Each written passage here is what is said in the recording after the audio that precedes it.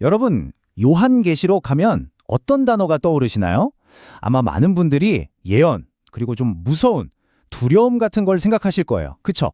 근데 오늘은요, 그 생각을 완전히 한번 뒤집어 보려고 합니다.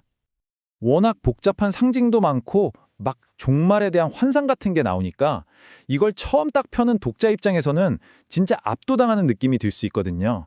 마치 눈앞에 거대한 벽이 딱 가로막고 서 있는 것처럼요.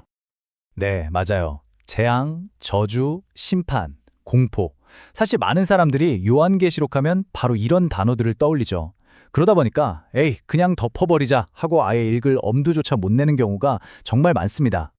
그런데 말이죠. 만약에 이 책의 진짜 메시지가 우리가 생각하는 그런 두려움이 아니라면 어떨까요? 자, 이제부터 이 질문을 가지고 한번 깊이 들어가 보겠습니다.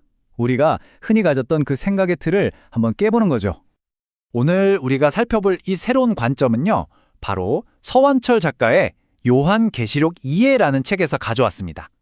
이 책이 뭘 제안하냐면 요한계시록을 완전히 다른 시각으로 한번 보자, 이렇게 이야기하고 있거든요.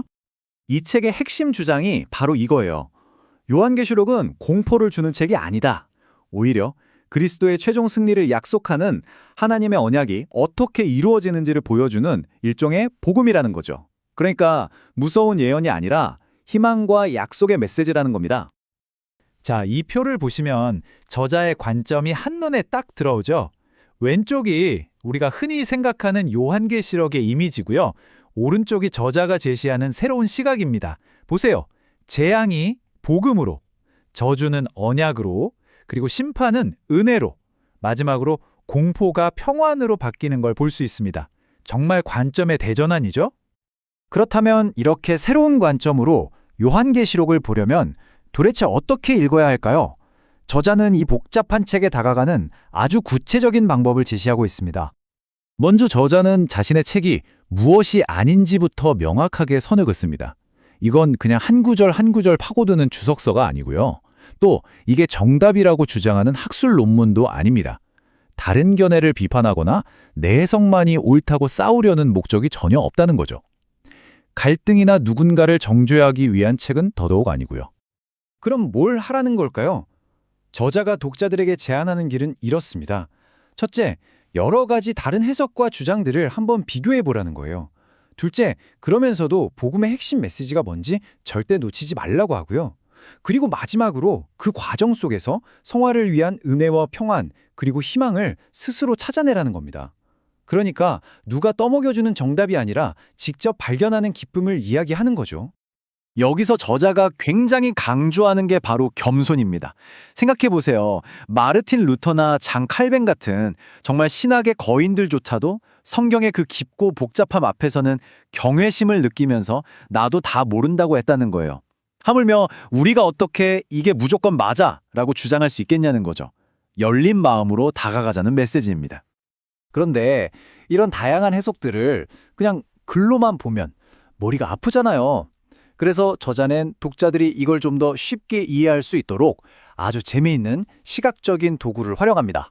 바로 다음 슬라이드에서 보실 수 있어요. 네, 바로 이런 도표들입니다. 좀 복잡해 보일 수도 있지만 이게 뭐냐면요. 여러 신학적인 관점들이 종말의 시간표를 어떻게 다르게 보고 있는지를 한눈에 보여주는 지도 같은 거예요. 여기서 중요한 건 이 중에 이게 정답입니다 하고 선언하는 게 절대 아니라는 점입니다.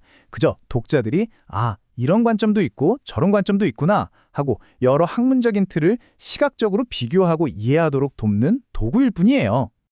네, 다시 한번 강조하지만 이 시각 자료들의 목표는 미래를 예측하는 게 아닙니다.